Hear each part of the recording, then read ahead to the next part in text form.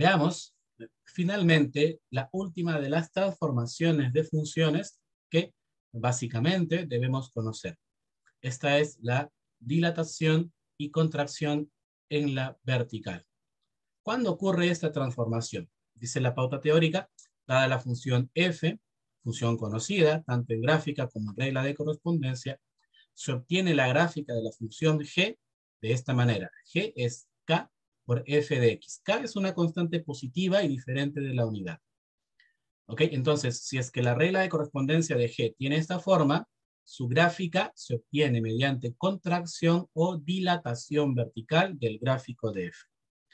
La contracción es achicar. La dilatación o estiramiento es estirar, obviamente, no alargar si quieres. Pero en este caso, en la vertical, estiramiento vertical, contracción vertical. ¿Ok? Eso va a ocurrir cuando a toda la regla de correspondencia la multipliquemos por una constante k, ya lo decíamos, positiva y diferente de la unidad. ¿Ok? Ahora, ¿cuándo ocurre un estiramiento en la vertical? ¿Cuándo ocurre una contracción? Veamos. Si la constante es mayor que 0, pero menor que 1, por ejemplo, si multiplicamos por 1/2, por 1/3, entonces la gráfica se contrae en factor k. Veamos un pequeño ejemplito. Tenemos esta función inicial, valor absoluto de x, y a toda la regla de correspondencia la multiplico por 1/2. A toda la regla la multiplico por 1/2. Como es una constante menor que 1, eso va a originar que el gráfico se contraiga en la vertical. Siempre que multipliques por constantes menores que 1, positivas obviamente, el gráfico se va a contraer. Y se va a contraer exactamente en el mismo factor, es decir, en factor 1/2. G, ¿ok?, se va a obtener a partir de f contraendo verticalmente en factor 1/2. Eso quiere decir que, entre comillas, el gráfico se va a reducir a la mitad. ¿Ok? Eso ocurre si es que multiplicas por una constante menor que 1. Por el contrario, si multiplicamos por una constante mayor que 1, el gráfico se dilata, se estira verticalmente en factor k. Si multiplicamos por 3, el gráfico se estira en factor 3. Si multiplicamos por 7, el gráfico se estira en factor 7. Ejemplito, tenemos nuevamente esta función valor absoluto, función conocida, y a partir de ella tenemos h, cuya regla de correspondencia es, ahí está, 4 veces el valor absoluto de x. Notar que h se obtiene a partir de f multiplicando a toda la regla de correspondencia por 4. Si a la regla de correspondencia la multiplicas por una constante positiva y mayor que 1, la gráfica se estira. Así que el gráfico de h se obtiene a partir del gráfico de f estirando en factor 4.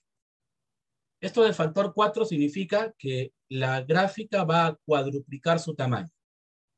Pero tiene una otra lectura en cuanto a las coordenadas que vamos a ver a continuación. ¿Ok? Entonces, tengan en cuenta que multiplicar a toda la regla de correspondencia por una constante positiva y diferente de la unidad origina una dilatación o contracción vertical.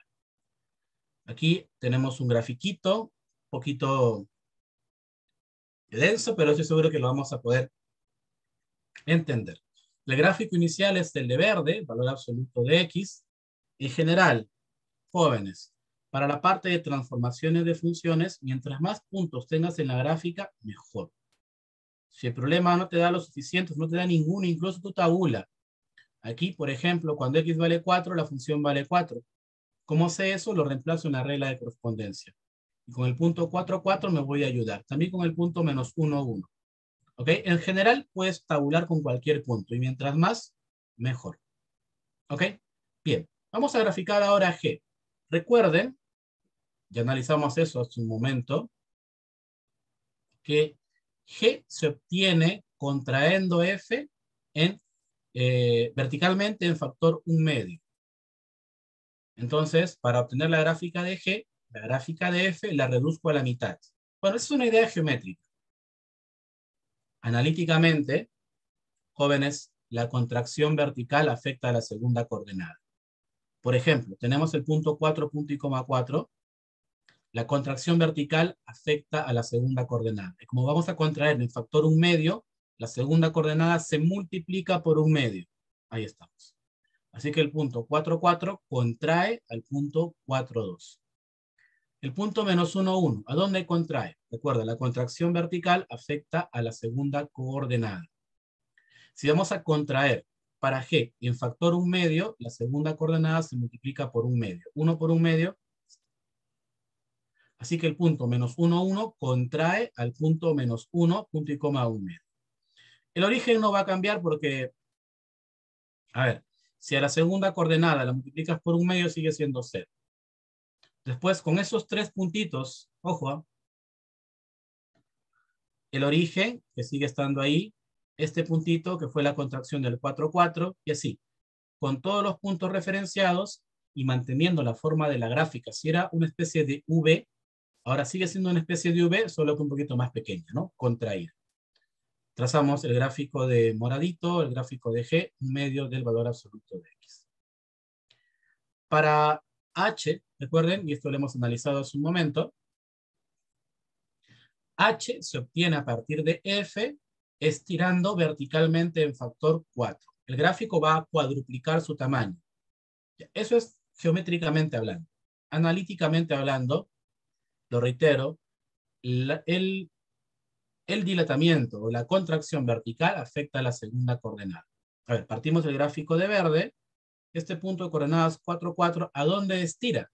Bueno, como H se obtiene a partir de F estirando en factor 4, a la segunda coordenada la multiplicas por 4. Siempre el estiramiento vertical afecta a la segunda coordenada. Así que el punto 4, 4 estira el punto 4, 16. Y lo mismo, el punto menos 1, 1, a ver, multiplicamos por 4 solo la segunda coordenada, tendremos menos 1, 4. Así que este punto estira al menos 1, 4. Identificados esos puntos, cuestión solamente de trazar la gráfica, que va a seguir siendo una V, solo que ahora pasando por esos puntitos. ¿Ok? Y así puedes tabular con más puntos para tener una mejor idea.